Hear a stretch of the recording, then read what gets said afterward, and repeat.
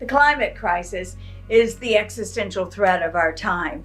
And while there are many ways in which collective action is required to reverse the damage done to our planet and working across sectors to ensure and shape solutions, all agree that one environmental challenge that must be addressed is air pollution and global emissions. If we are to hold global warming to well below the 2 degrees target agreed to in the Paris Climate Accord, radical and immediate reductions in greenhouse gas emissions must be achieved through changes in transportation.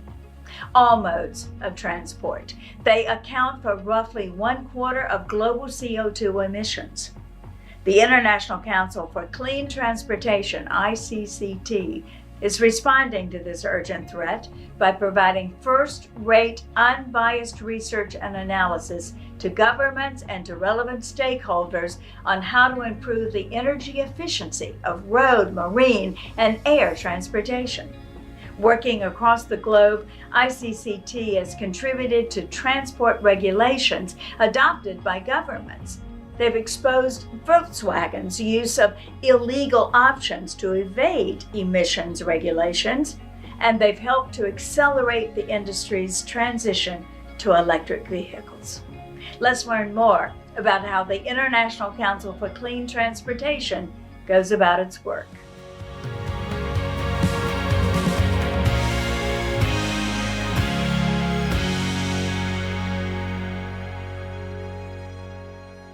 Thanks, Pat, and thank you so much to the Skoll Foundation for recognizing this work. Before I begin, I'd like to thank the founders of the ICCT, Hal Harvey, Michael Walsh, Charlotte Pera, Marta Ogay, and to my brilliant leadership team. I'm really accepting this award on all of your behalves.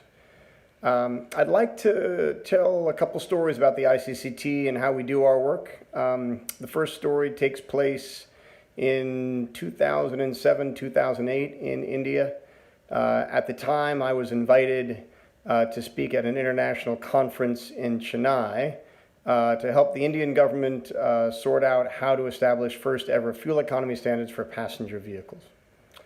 After the conference, a government official, the fellow who had organized the conference, came to me and said, "It's my responsibility to draft these regulations, and I have never done so before. Can you help?"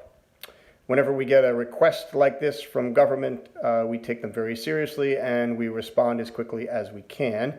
In this particular instance, the government was without the data necessary to establish the standards. So we collected the data, we developed a database, we then set about to find the right approach and borrowed from the Japanese front-runner approach to use a methodology to set the standards.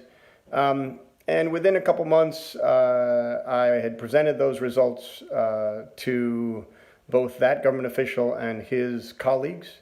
The end result took a couple years to finally pass and adopt fuel economy standards for India, but we like to think that we helped accelerate the process and our inputs were valuable in improving it in the end.